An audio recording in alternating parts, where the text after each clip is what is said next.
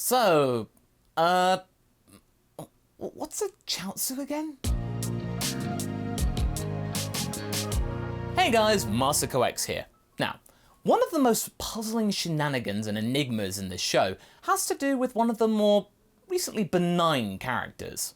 From what looks like a fragile porcelain figure that could shatter at a moment's notice, turns out to be one of the more mystical characters within the entire franchise. However, with our view that Dragon Ball is all about power and the ability to move a clenched fist into another person's clenched fist, or ideally more, we tend to ignore this guy because he just doesn't have the wow factor that we've come to expect, that we get with a Goku or a Vegeta, or even a Yamcha on his day. Today though, we are changing that. Today, we are going to be talking about one of the most curious characters in the entire Dragon Ball series that we know of regularly.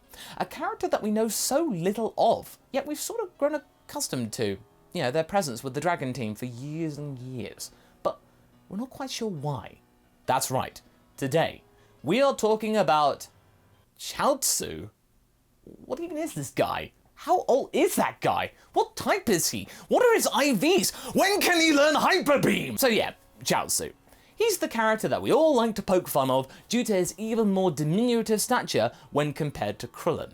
The character that we remember being pushed to the sidelines at the behest of his partner due to being vastly underprepared for the job at hand in defending the Earth in modern day Dragon Ball.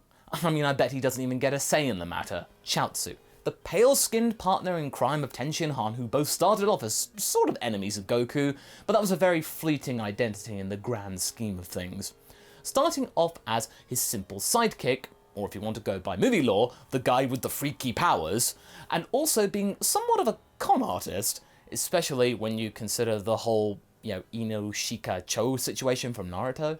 Still though, after a bit of a rocky start within the reputation of the Dragon team in its infancy, Chiaotsu is able to join his pal and become an asset for Goku. He becomes that trickster friend of Goku and company, able to use psychic powers to his own ends, even going as far as sacrificing himself against Nappa by giving the most devastating hug in the history of anime. You think it's going to be all nice and fuzzy, but it may very well be your last. It may be iconic, but it's very much his Kikoho moment, as it were, that his partner got in the Cell Saga. It was his last hurrah before things started to go south, whilst also going skywards to King Kai's place. His moment with Nappa pretty much cements his slow decline within the series. It was always the way within Z though. The days of a wide range of characters and a wide range of powers which weren't just pure strength were starting to wane, and things got a lot simpler, whilst also getting all the more complicated in the terms of battle powers. Chiaotsu's quirky powers were sort of forgotten, and all he became was just the chap who hangs out with Tenshinhan and likes McDonald's and could cook pretty decently. We still see him from time to time in the filler arcs, and sometimes he's thrust into some light peril for some content within a main arc when there's not much going on, and when he's cooking for the group, as I said. It's a rather unusual plot point, but at least we know someone can cook outside of Chi-Chi, or just simply training and travelling with Tenshinhan in the mountains, but that's not really a proper appearance though. He's pretty much become a tool. Hardly a glamorous swan song for this character now, is it? Nowadays he's mostly relegated to being a background character. A character who had their moment in Dragon Ball and was then thrown to the wayside faster than blinking. Where, oh where have we seen that before? He becomes even less important than Tenshinhan. I mean, at least he got a spot in the Tournament of Power roster, just for being there, and the fact that Goku forgot that other planets existed in the universe. What if Oolong didn't remind Goku of Tenshinhan? Things could have been very different. But where am I going with all of this? Well, it all started with the latest chapter of the Dragon Ball Super manga. In the previous outing, we saw that Chiaotsu was going to be in the mix. So far, so standard though. I mean, we all just thought, oh yeah, he's just gonna be there, and then go, oh, Tenshinhan, help me! Oh, that kind of stuff. We've seen that so many times before. But what was such a pleasant surprise though, was that we got to see Chiaotsu actually do stuff in the next chapter, alongside his partner, and even actively supporting his partner, not just being a prop. Now, okay, He doesn't save the day in the traditional sense that we've come accustomed to, but he does help in taking down one of Moro's goons, the Metal Man of Universe 7, so that has got to count for something. He used his own initiative to assist his friend, who had basically nothing going for him. Fisticuffs were useless. Also, it shows that Chiaotsu's own character and bad mouth can sometimes be quite useful. But with the whole weird character gimmick that Toriyama has created for us, one has to think from time to time, what exactly is Chiaotsu, really? Sure, Tenshinhan and Krillin have their own peculiar traits, as well as being bald, save for a solitary hair on Chiaotsu. From what we can tell, he is seemingly ageless. Not immortal, but ageless. He has a pretty strange set of powers for someone within the main cast, and he also reveals nothing about his past before Tenshinhan. Not that it's weird in the world of Dragon Ball to have that, I mean, Toriyama rarely cares about backstories, but when you think about it for more than a second, in anime, that's pretty unusual. Surprisingly, we know more about his future than we know about his past. In a question and answer session for Mando Kobayashi, a Fuji TV program from March 24, 2013, Toriyama responded to some Dragon Ball related questions, naturally, which were, understandably, mostly geared towards the upcoming movie Battle of Gods, which was coming out in that year. First, a word of warning. I am a considerably arbitrary creator, so I've imagined what happens after for these three for the first time just now. The possibility that I have made mistakes about the character's background is great. Proceed with caution. The stoic Tenshinhan mainly does farming in addition to his training. He can split into multiple bodies and grow extra arms, so harvesting the crops goes quickly. He was found by Launch, who fell in love with him at first sight and had been constantly pursuing his whereabouts, and even reluctantly lived together with him. But she wasn't cut out for farming, and Tenshinhan has no interest in romance, so she left after just a few days. After that, it seems Launch apparently stops in from time to time. As for Chiaotsu, he helps out with farming together with Tenshinhan, but his work utilising his telekinetic powers has a reputation for its efficiency, and he is hired at an expensive rate by farmers nearby, so he apparently has a surprisingly large amount of money saved away. So as you can see, Toriyama wholeheartedly admits that he just invents things on the fly without much preparation. He is very much a guy who writes by the seat of his pants. I've said this many times, and he relies on automatic writing and drawing to get by. All of this just adds more skepticism to our minds that even he isn't fully sure about what the deal is in regards to Chiaotsu. Might Toriyama have known about it back in the day at first, but then forgot due to a lack of need to remember it? Well, we can't say for sure, but it's possible knowing the author in question. Why the cynicism though, Masako? Well, Chiaotsu rarely appears in interviews, but one of the weirdest questions asked about him was in Dragon Ball Adventure Special. Does Chiaotsu wear a mask, or is that his real face? His face really looks like that. Right. However, before we go into that a little bit further, I would like to show you some other questions from this particular Q&A session with the creator of the show, and just show you how Toriyama answers these and how ludicrous it all sounds. Now, take into account what he ascertained earlier, that he likes to think up of answers in the moment, and then come to your own conclusions about whether these are actually genuinely thought out, or not. Why doesn't Krillin have a nose? Krillin has a physical idiosyncrasy that allows him to breathe through his skin. Krillin isn't a bloody earthworm or anything like that! This continues. Why does Goku have a tail? We can't help it. Maybe it's an ancestral throwback. Now, okay, note, this was before Dragon Ball Z started, so this is kind of accurate. Why are there 7 Dragon Balls?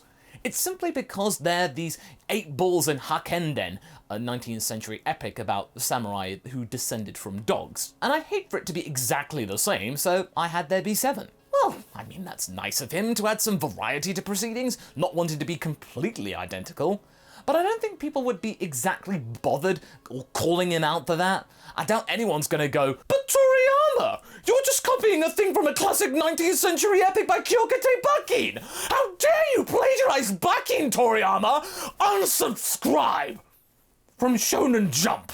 It's apparently been 20 years since Tao Pai Pai became an assassin, but what did he do before that? Probably, before he was an assassin, he may have been an office worker. Then he got out of the rat race and became an assassin. Okay, that does sound like something that fits within the lore of the show. And it is funny thinking about an office worker who could just switch like that. But to me, that sounds like something he thought of on the spot too, just to answer the question. How would he be able to recall that random factoid so specifically if it wasn't improvised? Well, we have to be fair here.